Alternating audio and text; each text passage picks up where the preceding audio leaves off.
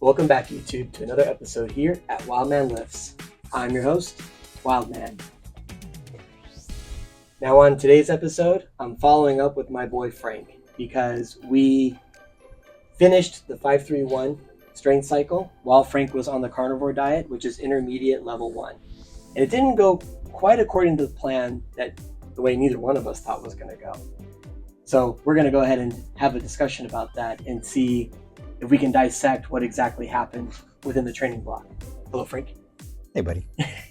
So you finished the 5-3-1 strength program. Yeah. And you actually were enjoying it, I recall, because Yeah. you were kind of enjoying like slowing it down and doing more of a bodybuilding style. So what happened this time around?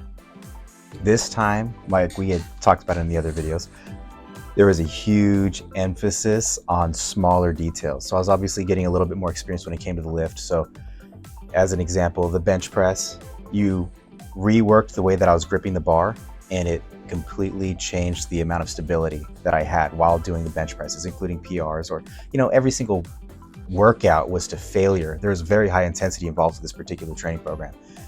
Saw a huge gain there. There was another emphasis on, I know we talked about back squats, working on particular triggers, particular cues, and getting over the hump of being afraid to fail with the back squat, especially since I'm setting up the safety bars, but it was still intimidating because you have all this weight on your back. It's true. So I moved past that barrier, and there was a lot of growth in a lot of small ways. But when push came to shove and I shot for the 1-rep maxes, they did not go up. I was able to fight, and that's what leads me to believe that in the next rotation, whether it's, it's a 6 or 8 week rotation, whatever it is, I will be able to hit it. But at the end of the day, it was my first sticking point as far as since I've been working with you. And it's been, I think about a year, just under a year in total. We did not consecutive, but in total, about a year. So that was 365 on back squat. That's my sticking point there. And 270 on bench, sticking point there. And then deadlift, I was shut down from the back squat. I don't even know what my sticking point is there. Yeah. The back squat, that shut my whole system down, but it was quite a fight for me. I enjoyed it. Now, you were on the carnivore diet. And I was posting the diets like after every single episode. And it kind of seemed like it was more meat this time, right, than what you typically would do. Occasionally you throw in something weird, right? Yeah. But mainly it was about meat, right? And I think you were getting about like 2,000 calories a day. Is that correct? I believe it was about 2,800 to 3,500 calories. It really depended on the day. And there was some other undesirable variables that kind of happened as well, right? Like, for example, we're human, right? So we go to work, right? And sometimes we don't sleep right. And sometimes when we go to work, it's a really crazy day. And then we're still expected to perform at max effort 100% by the end of the day. And in my experience, even with dealing with eating and with getting into a point where you're training so much that your body needs more energy and more nutrients, I've had to almost like double or triple my diet at times to make sure that I was meeting that requirement, right?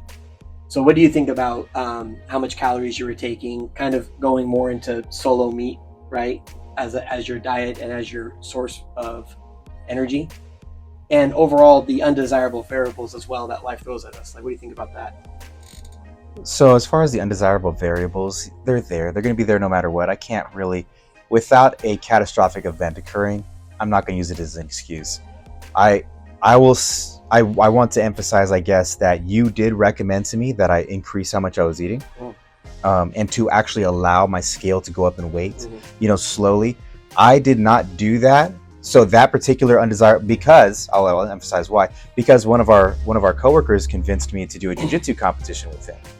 He really wanted a big support from where we work. He really wanted a big showing. He kept asking and asking. I'm like, all right, fine, I'll do it with you. Peer pressure. Right, it was peer pressure. I said no for about 2 months because he brought it up about a year ago, or 8 months ago, whatever it was. And I finally said, yes, I'll do it. And so there is the chance, and it's probably a high chance, because you told me when you were going through this program, you really had to eat enough to bulk. And I was not eating enough to bulk. I was eating enough to maintain, because I needed to maintain my weight for the jiu-jitsu competition weight division. I needed to be in the 170 range, where I probably would have worked my way up to about probably just under 190 if I hadn't signed up for that. I probably would have been about 10 pounds heavier, which we don't know what would have happened because I didn't do it. But according to our conversations, going off our conversations, I may well have hit it, especially since the back squat, I wasn't a complete failure. I found a sticking point. I found I was able to fight for a little bit. So if I was 10 pounds heavier, you know, taking in 3,500 calories consistently, I might have scored. I might have scored a touchdown there. So I acknowledge that. I really do. And I realized I double booked. And I don't. On both ends, right. I was burning the candle on both ends. I don't use it as an excuse because I gave you 100% of my effort, but I realize I do feel a little bad because I couldn't follow your advice perfectly when it came to the diet, at least the quantity. True. Yeah. It takes a lot of more materials to build muscle and to maintain that energy level, right? Especially when you're training super heavy and you're required to have maximum effort almost every time you go into the gym, which is where you were at in your current training. Yeah. But you did say, which I found was interesting, was you still noticed how much stronger you were in your jiu-jitsu competitions. Oh, it's phenomenal. Yeah, I was getting caught. You'd fight people that you said were stronger than you, and you were able to match them in strength, and because you knew a little bit more in jiu-jitsu, you were able to tap them out or get the upper hand in your competitions. You also said that some people were just in your weight class, but they had way more technique and knew way more about you, but you were able to manhandle them. And even if they did submit you, you always got the compliment following of, dude, you're strong. Yeah. Right? Like, you're a lot stronger than me, right? The more you know, you're definitely going to overtake me, right? Yeah. So I did hear that a couple of times when you were going into these competitions or whatever. So it does carry over a lot into combat, into life itself. The way, instead of just sticking with a standard strength training program where you're just doing 4 barbell movements and you're just trying to get better at those lifts, I really feel like doing like the push press or throwing the assault bike in there and doing some kind of jumping and explosive movement really carries over into sports such as combat. You agree with that? Oh, absolutely. I think the two things outside of just the strength going up, you know, as a whole, that's obviously going to make me stronger, right? But the two things that really, really improved my jiu-jitsu game was the increased stability. You know, like for example, with the bench press, what that translates to is additional stability just in general, additional safety for my shoulders, additional safety for my chest. Same thing with the back squat, same thing with the deadlifts. So all of these muscles are becoming much more stable, elastic, strong. And the way you add accessories at the end, the way that you made it so easy to fit them in, right? When I do accessories just for general health sake, so for example, shoulder health, like you're doing face pulls, you don't have to go to failure. You throw in 2 or 3 sets, you get a light pump, but it made such a big difference. Like I thought that if I wasn't going to failure, I wasn't getting gains. That's not the case. And that completely changed how I can keep myself healthy, especially the joints, the smaller parts. Yeah, a lot of people make that mistake or assume you go to the gym and you work out really hard, right? And that's how you're supposed to leave. You're supposed to leave feeling exhausted, tired, and you left it all there, which is good if you're playing basketball. It's good if you're in a jiu-jitsu competition, but you're not doing that in basketball practice or in jiu-jitsu practice every day. You're going like maybe 50%, 30%, right? Trying to really work on techniques and ways to get better. And the gym is kind of the same way. When you go in, you don't go to your max every time. You don't do max reps. You don't do max weight. You work on your technique. You build the load over time so that your body gets used to it, right? And then when it's time for game day, hopefully you're ready and nothing is going to, you know, like you sleep well at night or you do whatever. It's fly loves me. I know. But you hope on game day that you do well. And sometimes, you know, like we just talked about, there's some undesirable variables in life that come up that you think, well, I can't control this, right? But today's game day doesn't care. Game day is like, hey, it's time to perform, right? That's it. And on 1 rep max day, you know, I don't think you did anything well on 1 rep max day. No, I think not at all. Everything failed across the board. Yeah. Right? So I think from here, right, we were having a discussion about this. So I think from here, what Frank and I are going to do, right, is Frank is going to take a break from strength training because you did say that you were experiencing a lot of inflammation. Yeah. Which comes and goes. But it comes and goes. Like if I do a strength training program for 4 to 6 months, it's usually about the 5 or 6 month Yeah. mark, I'll start noticing increased elbow pain and lower back pain. And I'm doing my stretching, I'm taking all your advice.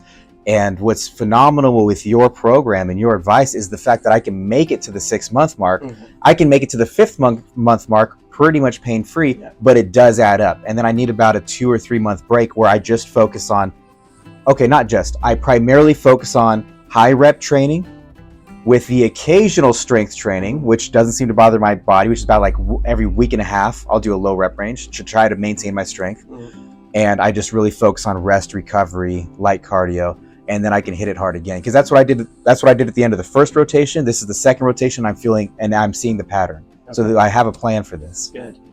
So I think what you and I discussed, and correct me if I'm wrong, Frank's going to take some time off, right? And then when he comes back, we're actually going to start intermediate level 2, which is conjugate training, which is where our first debate happened to begin with, right? Yeah. I'm not too concerned that 531, didn't go according to plan, right? But I do think with conjugate, I don't think it's going to go according to plan, definitely. I think conjugate is a very tough training program, and it requires a lot more commitment than just going to the gym, following a percentage screen. It's actually about feel, right? Which is very different. And you're going to be working a lot of your 5-3-1 rep maxes with different implements, and also doing a lot more work to build in those areas, which is going to put a lot of stress on the central nervous system, which is going to require more food, right? It's going to require more food and more rest as you start to grow. And that's really where I got my size from. When I started doing conjugate, I started to eat a lot more. I started to rest a lot more. I didn't work out as frequently. And that's when I jumped from like 185 to 225, right? And I think that with the carnivore diet, I don't believe that's sustainable still. Like, I don't believe if you ate 4,500 to 5,000 calories of mostly meat, I don't think it's gonna. I still stand by that. Yeah. I don't, and it's not a testament to the 531 what just happened. Yeah. It's mainly coming from just I know what conjugate training takes. Right. You've been through this. Not only have you been through this, but you, like you said, you did it for years to get to where you currently are. Yes. So I respect that. Yeah. So I think what we're gonna do is he's gonna take some time off. When we come back for our last season, it'll be conjugate training, and we're gonna up Frank's calories on the meat to pretty much a standard size of what I would take, right? Yeah. And we're gonna see how well that works and see if Frank is able to get through the program. But we are going to take some time off before that season starts, our last season, the series finale. I know, I'm excited. This has been a fun science project. I mean, we're not scientists. No, right? no. We're just two dudes that like to lift heavy. That's it. I like, even because like you just said, I like to lift heavy, right? Even though I'm going into a recovery phase, I'm still hitting it hard. Oh, man. yeah. Every single day I'm going to failure. It's just differently. Mm-hmm. It's just differently. You're probably just taking what you've learned. That's it. And applying what you like to do so you get to the gym and do something. Right. And I throw in additional rest days with a different focus. I'm actually going through, I'm attempting a bodybuilding diet right now because I want to go through a cutting phase for a couple of months, and then I want to do a slow bulk back up and really just be ready to go for your program. Yeah, you'll probably get like fat in the face like during my program at that time. And you know what? I'll be okay with that because like, even though I'm clearing everything, my goal is to like clear out all the inflammation because supposedly your fat can hold a lot of inflammatory molecules. Like, I guess your fat cells can be a dumping ground for different toxins. So I just figure, you know what? I'm going to do a full reset. I'm going to really take care of myself. I'm going to still work out to failure. I'm going to try and shred myself, and then I'm going to do a slow rebulk. And then when we get back together and hopefully, let's say 4, 5, 6 months, whatever it is, I'll be ready to hit the ground running and do a full bulk, full strength training phase, which would be a several month process. Yep. And that'll be the key to getting through it. It's making sure that you're properly fueled, right? Which I still stand by. I don't think meat is enough. I mean, obviously we're having coworkers and our friends that are on the carnivore diet and they're losing weight. Right. They're feeling great, but this is different. This is we're training for a specific goal. Strength, Right. That's a different context. General health, I think the carnivore diet's phenomenal. But for strongman training, I don't know. Yeah. We don't know. That's why we're doing this. We're curious. The determiner will definitely be conjugate training. Right. I'm very curious too. And there's more than one way to skin the cat. If you want to be mostly carnivore and have some carbs like a bunch, you know, you have fruit, try to stick to whole foods, you're still going to feel better, but I'm not going to do that because that's not the point of what we're doing. No, this is we want to see if I can do this with just fat. Yep. Just protein and fat. Yep. So this will be interesting. I'm excited for that.